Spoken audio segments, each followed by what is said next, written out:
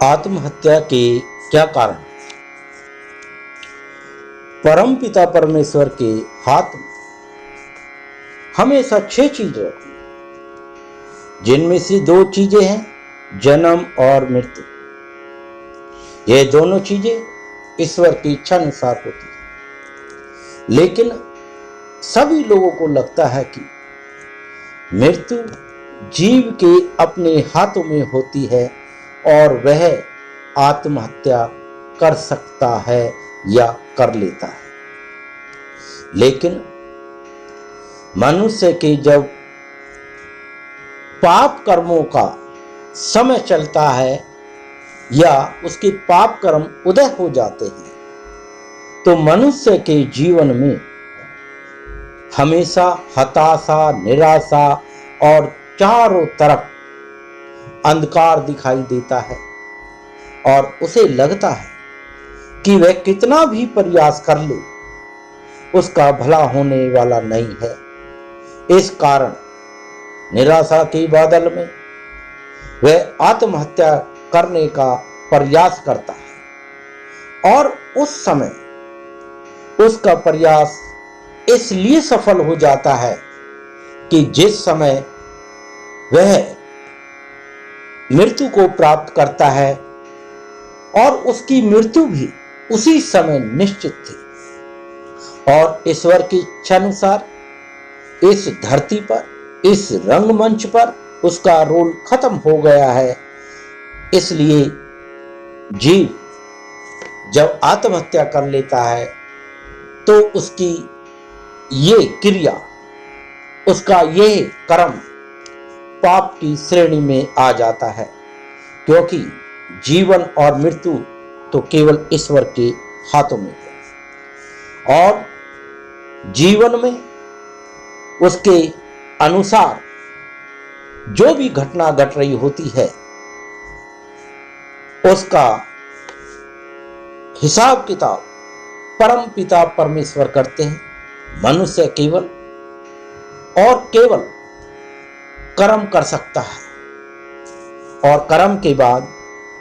उसका क्या फल मिलता है यह परमेश्वर तय करते हैं। जैसे नदी में डूबते हुए बच्चे को बचाने के लिए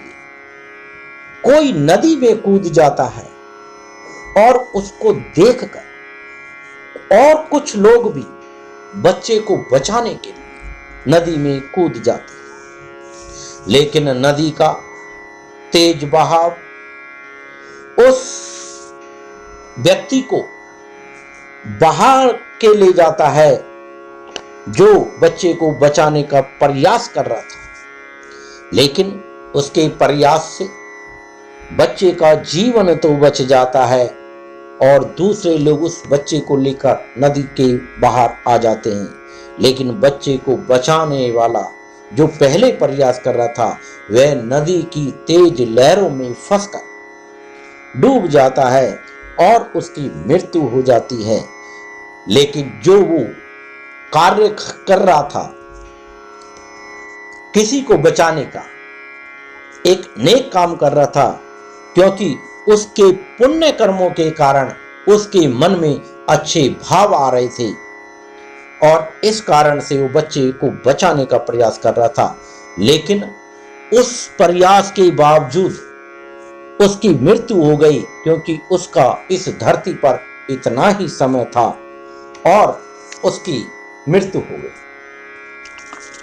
लेकिन उम्र पूरी होने के कारण उसकी उम्र की अवधि खत्म हो गई और वह अपने शरीर को त्याग देता है,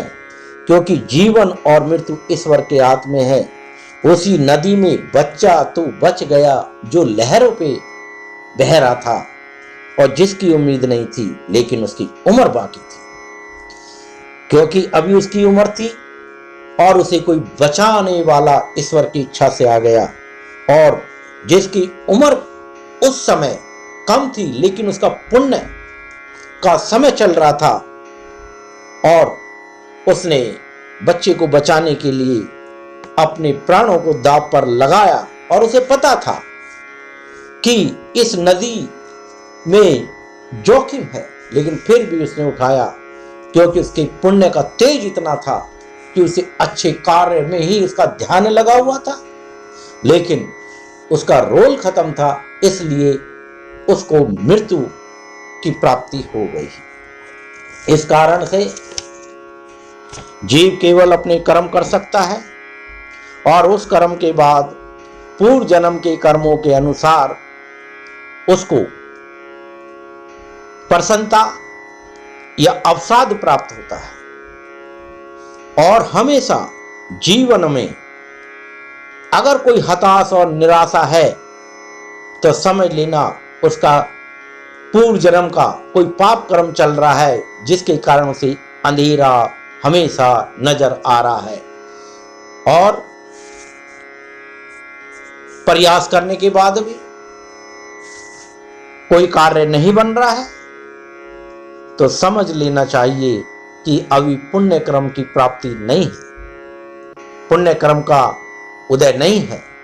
पुण्य कर्म उसका साथ नहीं दे रहे हैं, अभी पाप कर्म ही चल रहे हैं। इसलिए किसी माध्यम से हमें कोई फल प्राप्त होता है और फल प्राप्ति के लिए हम किसी और को जिम्मेदार मान लेते हैं और भूल जाते हैं कि ये सारी व्यवस्था के पीछे केंद्र बिंदु में परम शक्ति परमेश्वर है, जो हमारे कर्मों का फल हमेशा परम न्याय के साथ प्रकट करता है, जिसे 80% लोग समझ नहीं पाते और 20% लोग कुछ समझने से समझते हैं। लेकिन कल्पों में कोई एक आता है, युगों में कोई एक आता है जो हर स्थिति में प्रसन्न रहते हुए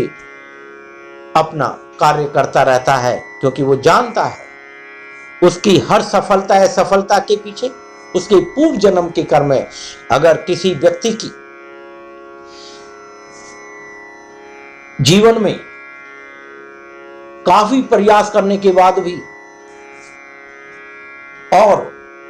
बड़ी बड़ी घटनाओं को अंजाम देने के बाद भी उसकी मृत्यु नहीं हो रही है, तो समझ लेना चाहिए कि उसके जीवन में सुख दुख तो कर्म अनुसार है, लेकिन उसकी मृत्यु का अभी समय नहीं है। इसलिए कई बार देखा गया है कि बहुत से लोग कई बार आत्महत्या करने का प्रयास करते, लेकिन वो आत्महत्या के प्रयास में सफल नहीं हो सकते, क्योंकि ईश्वर की इच्छा के बगैर कोई आत्महत्या भी नहीं कर सकता। जय गुरुदेव।